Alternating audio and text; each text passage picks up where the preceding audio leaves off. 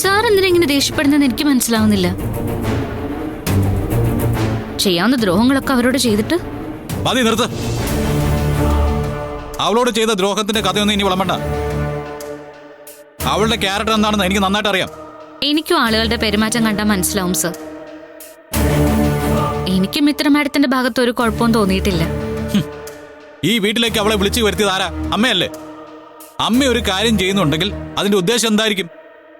തന്നെ ഈ വീട്ടിൽ നിന്ന് പുറത്താക്കുക, എന്നെ ദേഷ്യം പിടിപ്പിക്കുക. അപ്പോ അവർ തമ്മിലുള്ള കരാർ എന്താണെന്ന് ആലോചിച്ചിരുന്നത് താൻ? സാറിന്റെ അമ്മ പറയും പോലെ എല്ലാ കാര്യങ്ങളും ചെയ്യാൻ മിത്ര മാഡത്തിന് എന്താ ഭ്രാന്തുണ്ടോ? അല്ല സർ, അവർക്ക് എന്തിന്റെ കുറവുണ്ടായിട്ടാ? ഈ കുടുംബത്തിനേക്കാളും വലിയ സ്ഥാനമുണ്ട്, സൗന്ദര്യവും ഉണ്ട്.